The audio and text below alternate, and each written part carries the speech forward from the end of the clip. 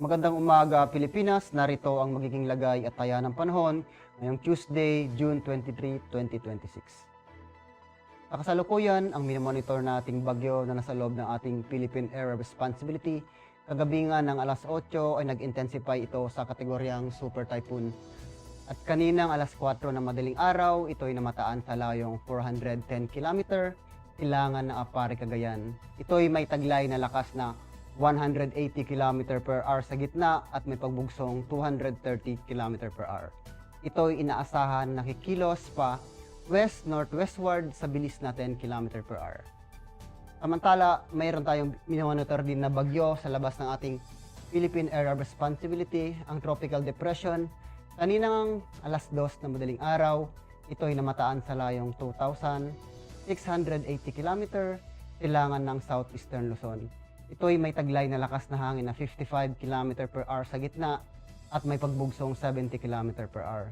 Ito ay inaasahan din na kikilos pa west-northwestward sa bilis na 20 km per hour.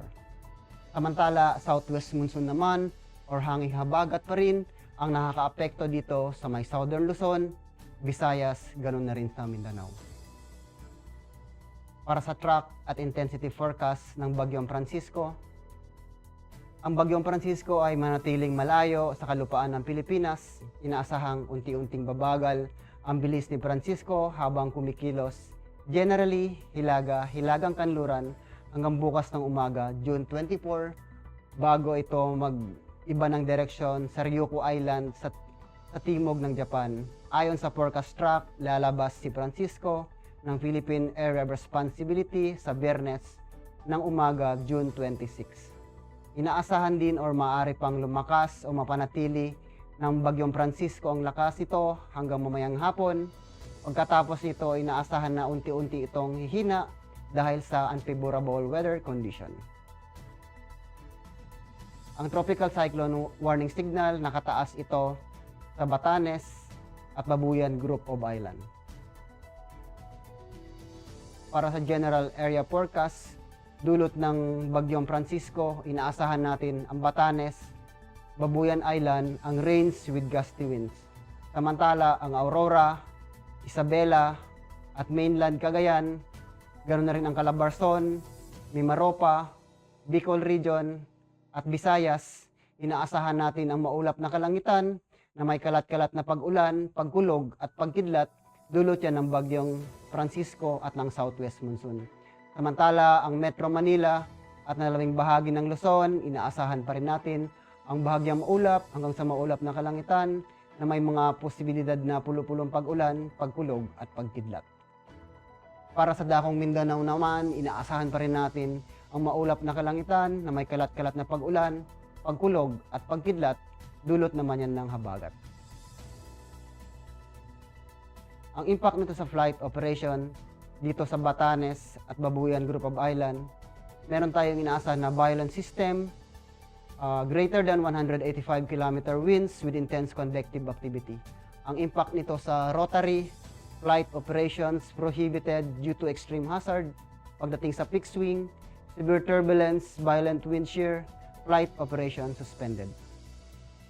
Para naman dito sa Aurora, Isabela, at mainland Cagayan, inaasahan natin ang mga convergence of moist air posing widespread cloudiness and rain.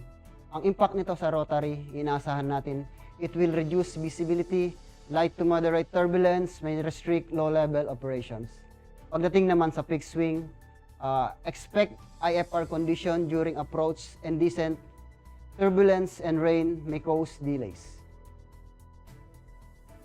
Para naman sa Calabarzon, Mimaropa, Bicol Region, Visayas at Mindanao, dulot ng habagat or southwest monsoon, aasahan natin ang mga moist southwesterly flow producing rains and gusty surface wind. Ang impact nito sa rotary, it will reduce visibility and gusty winds, limit BFR and low altitude operations.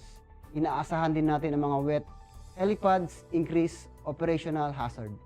Pagdating naman sa peak swing, aasahan natin operations may experience delays or cancellations due to low ceilings, turbulence, and wet runways conditions. Para sa Metro Manila at nalabing bahagi ng ating bansa, aasahan pa rin natin ang mga afternoon convective development, producing gas fronts, and heavy rains. Para sa rotary, aasahan natin ang mga downbursts, strong gas, and reduced visibility pose significant hazard. Avoid flight in seabees activity. Para naman sa fixed wing, severe turbulence and wind shear likely during arrival and departure phase. Aircraft may experience temporary delays or required diversions. Ang araw ay sumikat kaninang 05:26 AM at lulubog mamayang 6:28 PM. Meron tayong moon illumination na 66% increasing. Para manatiling updated sa lagay at taya ng panahon, ugaliin i-follow ang aming social media account ng Air Force Weather Center. Yan lamang po ang ulat panahon ngayong umaga in behalf of our Commanding Officer, Colonel Alvin John Cugador, POP GSC. Ako po si Technical Sergeant Bautista, Weather Broadcaster ng Air Force Weather Center. Muli, magandang umaga, Pilipinas.